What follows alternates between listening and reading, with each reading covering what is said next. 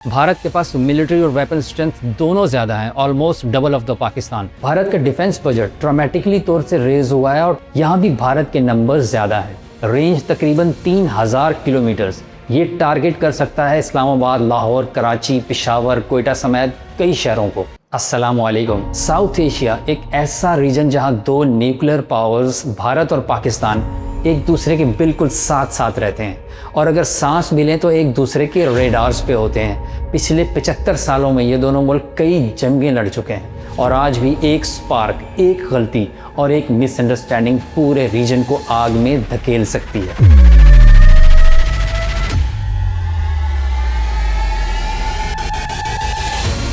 पाकिस्तान और इंडिया के बीच weapon race, intelligence war, psychological warfare और सब कुछ बदल रहा है। मैं सिर्फ मिलिट्री नंबर्स पे बात नहीं करूंगा, बल्कि मेरा फोकस होगा बैटलफील्ड का हर पहलू। Weapon race, man power, alliances और वो सब साइलेंट डॉक्ट्राइन्स जो जंग से पहले तय होती हैं। ग्लोबल फायर पावर रैंक में भारत दुनिया की 4th ताकतवर आर्म फोर्स है, जबकि पाकिस्तान दुनिया की 10th बड़ी ताकतवर आर्म फोर्स है। नंबर्स में यहाँ भारत को पाकिस्तान पे बढ़तरी है। टोटल एक्टिव फौज इंडिया के पास 14,50,000 आर्म फोर्सेज हैं, जबकि पाकिस्तान के पास हैं 6,54,000 आर्म फोर्सेज। भारत की total force including reserve and paramilitary 52 lakh, जबकि पाकिस्तान की total force including reserve and paramilitary 15 lakh. यहाँ भी भारत के नंबर्स पाकिस्तान से ज़्यादा हैं। भारत का डिफेंस बजट ड्रामेटिकली तौर से रेज हुआ है और टोटल बजट है $84 बिलियन का, जबकि पाकिस्तान खड़ा है सिर्फ $11 बिलियन पे। यहाँ भी भारत के नंबर्स ज़्यादा हैं। आज दोनों मुल्कों के पास तकरीबन 170 न्यूक्लियर वॉर हेड्स हैं। ये ऐसे हथियार हैं जो सिर्फ डिटेरेंस यानी हिफाजत के लिए हैं, वरना इनका इस्तेमाल इंसानियत के लिए तबाही का सबब बन सकता है। ज़मीनी जंग में टैंक्स आज भी जिंदा हैं। ये सच है कि मॉडर्न टेक्नोलॉजी और नए टैक्टिक्स ने टैंक्स की इंपॉर्टेंस को कुछ कम किया है, लेकिन फिर भी ये ज़मीनी जंग का एक अहम हिस्सा है। भारतीय फ़ौज के पास इस वक्त T-90 और अर्जुन जैसे 4200 से ज़्यादा टैंक्स हैं। T-90 एक Russian 3rd generation main battle tank है, जबकि अर्जुन भी 3rd generation main battle tank है। भारत ने खुद डेवलप किया है, जबकि पाकिस्तान के पास हैं तकरीबन 2400 से ज़्यादा टैंक्स, जिनमें अल खालिद और T-80 शामिल हैं।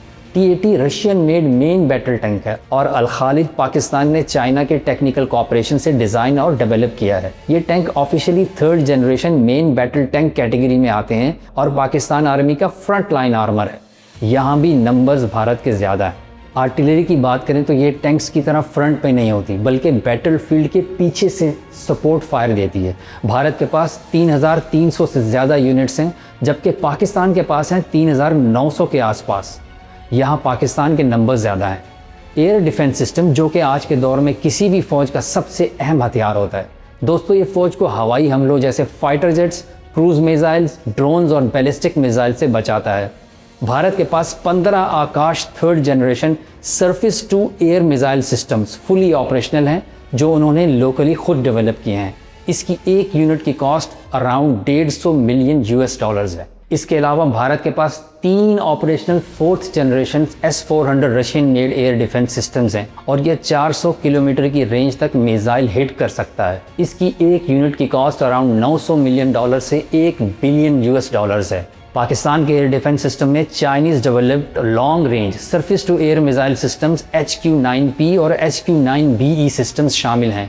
ये एयरक्राफ्ट को 125 किलोमीटर से 260 किलोमीटर की रेंज और क्रूज़ मिसाइल को 25 किलोमीटर से 50 किलोमीटर की रेंज तक हिट कर सकता है। इन दोनों सिस्टम्स की एक यूनिट की कॉस्ट तकरीबन $70 मिलियन है। पाकिस्तान और भारत दोनों मुल्कों के पास ऐसे ballistic and cruise missile system हैं जो किसी भी कॉन्फ्लिक्ट में फैसला कुन साबित हो सकते हैं। शॉर्ट रेंज मिसाइल सिस्टम्स में भारत के पास है पृथ्वी 2, रेंज 250 से 350 किलोमीटर, 2003 में टेस्ट किया गया, जबकि पाकिस्तान के पास है नसर हतफ 9, रेंज 70 किलोमीटर टैक्टिकल, यानी ये फ्रंट लाइन या नियर बाई एनिमी के पोजीशन को टारगेट कर सकता है। 2011 में टेस्ट किया गया। मीडियम रेंज मिसाइल्स में भारत के पास है अग्नि 1, रेंज 700 से 1200 किलोमीटर, 2004 में टेस्ट किया गया, जबकि पाकिस्तान के पास है शाहीन 1, रेंज 750 से 900 किलोमीटर, 2003 में टेस्ट किया गया। इंटरमीडिएट रेंज मिसाइल्स में भारत के पास है अग्नि 3, रेंज तकरीबन 3000 किलोमीटर, ये टारगेट कर सकता है इस्लामाबाद, लाहौर, कराची, पेशावर, कोयटा समेत कई शहरों को। 2011 में टेस्ट किया गया, जबकि पाकिस्तान के पास इस कैटेगरी में शाहीन 3 रेंज 2750 किलोमीटर, ये पूरे भारत को आसानी से टारगेट हिट कर सकता है। न्यू दिल्ली, जोधपुर, मुंबई, अहमदाबाद, लखनऊ, चेन्नई समेत कई दूसरे शहरों को टारगेट कर सकता है। 2015 में टेस्ट किया गया। भारत का एक दूसरा मिसाइल अग्नि 5 रेंज 5000 किलोमीटर्स, ये भी पूरे पाकिस्तान को टारगेट हिट कर सकता है। इसको टेस्ट किया गया 2022 में, और इसका मुकाबला करेगा पाकिस्तान का missile system Ababeel MIVR capable, यानी मल्टीपल न्यूक्लियर वॉरहेड्स को अलग अलग टारगेट्स पे भेज सकता है। एक ही मिसाइल के अंदर कई न्यूक्लियर वॉरहेड्स यानी छोटी छोटी न्यूक्स होती हैं। ये भारत के हर बड़े शहर समेत पूरे भारत को टारगेट हिट कर सकता है, और इसकी रेंज है 2200 किलोमीटर्स। दोस्तों, अब बात करते हैं उस हथियार की जिसका चर्चा हर न्यूज़ चैनल, हर डिबेट में होता रहा।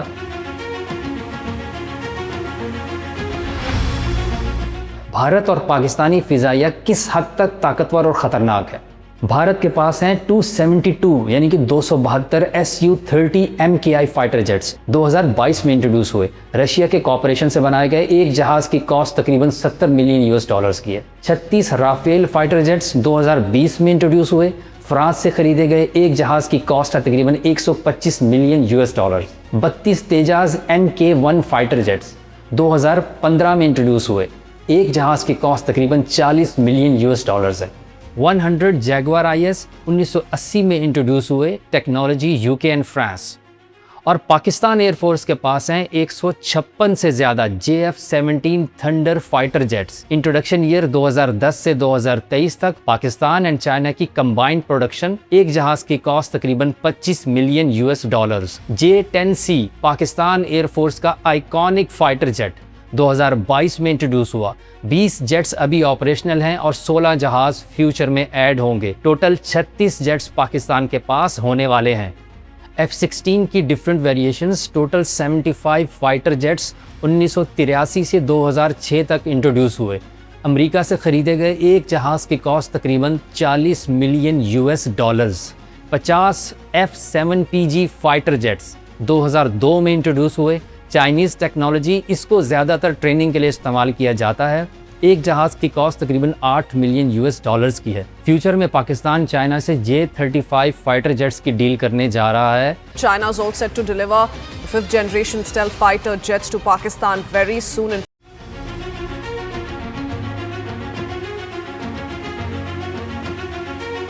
J-35 5th generation fighter aircraft है जो स्टील्थ टेक्नोलॉजी यानी रेडार सिस्टम से बचने की सलाहियत रखता है। दोनों कंट्रीज के पॉसिबल अलायंसेस में भारत का साथ दे सकते हैं America, France, Russia, Japan and Germany.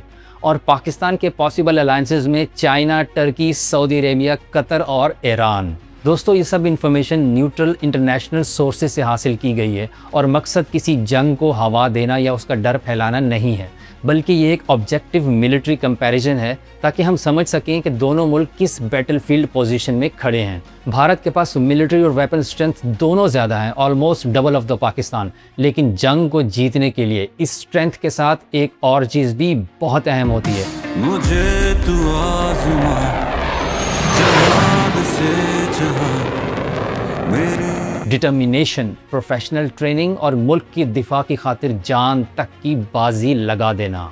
और पाकिस्तानी आर्म फोर्सेस की प्रोफेशनल ट्रेनिंग, अनमैच्ड करेज और शहीद होने का जज्बा, ये वो ताकत है जो हर बैटलफील्ड पे फैसला कुन साबित होता है। थोड़ा सा पीछे जाना होगा। 2019 में जब भारत ने पाकिस्तानी एयर स्पेस की खिलाफ वर्जी की, बालाकोट में भारतीय विमानों ने आतंकी संगठन जैश-ए-मोहम्मद के ठिकानों पर बमबारी कर उन्हें नेस्तनाबूद कर दिया, तो पाकिस्तानी एयरफोर्स चंद मिनट्स में एक्टिव हुई। स्क्वाड्रन लीडर हसन सिद्दीकी और उसके साथियों ने भारतीय फाइटर जेट्स का पीछा किया और विंग कमांडर अभिनंदन का MiG-21 बाइसन को कामयाबी से हिट किया। भारत ने इसको पहले डिनाई किया था, लेकिन शायद वो भूल गया कि जहाज़ का पायलट पाकिस्तान के कब्ज़े में है। पाकिस्तानी गवर्नमेंट ने चाय पिलाई और इंटरनेशनल प्रोटोकॉल के मुताबिक as a gesture of peace उसको रिलीज़ कर दिया। लेकिन बात यहाँ तक नहीं रुकती। पहलगाम अटैक की वजह से जो इंडो पाक क्लैश हुआ उसमें पाकिस्तानी एयरफोर्स का एक ऐसा high intensity defence counter operation जिसमें 5 भारतीय जेट्स को पाकिस्तानी J-10C ने सक्सेसफुली हिट किया, जिसमें 3 राफेल जेट्स भी शामिल थे। If we say 5 aircraft have been shot down, that means 5 aircraft have been shot down. Now this is one of the crash site or one debris of one crash site. This is you can see the tail number of one of the Rafale. Bharat ने इसको भी deny किया था, लेकिन international media और BBC writers की report ने कम से कम 2 राफेल इंडियन जेट्स मार गिराए जाने की तस्दीक की।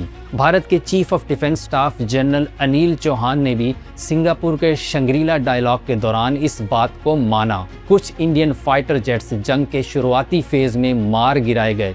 हमने टेक्टिकल गलतियों को समझा और ठीक किया। What is important is that not the jet being down, but why they were being down. Tactical mistake which we made, remedied, rectified, and then implemented again. दोस्तों, वेपन स्ट्रेंथ से ज़्यादा इंपॉर्टेंट है determination, professional training, battlefield discipline, command and leadership. दुनिया की सबसे बड़ी military power America और Vietnam के बीच 20 साल तक जंग हुई, जिसमें अमेरिका के 58,000 फौजी मारे गए और जंग को रोकना पड़ा और वियतनाम से अपनी फोर्सेस को वापस बुलाना पड़ा।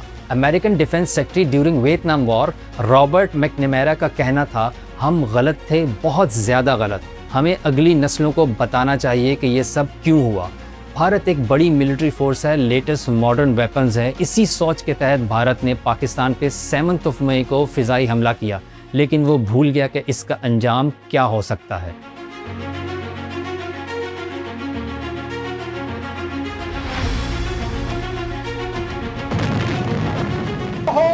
बड़ी खबर, भारत ने लाहौर पर सीधा हमला कर दिया है। सबके सब बहुत बढ़िया, आई एम सो हैप्पी। अब ये लाहौर गिरेगा, लाहौर गिरेगा। Very good, I am very happy. हम पाकिस्तान को बुरी तरह ठोकने जा रहे हैं। क्या कमेंट करूं इस पर? इस दौरान 11 पाकिस्तानी सोल्जर्स ने अपनी जान कुर्बान करके पाकिस्तान के दिफा की हिफाजत की। मैं उन पाकिस्तानी शहीद फौजियों और बेगुनाह सिविलियंस को दिल से सलाम पेश करना चाहूँगा।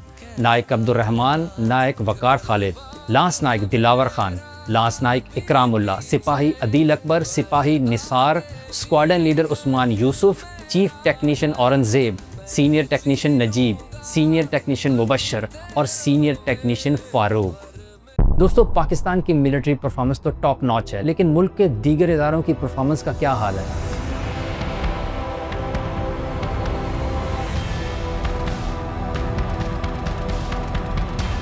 ये सवाल आप पे छोड़ता हूँ।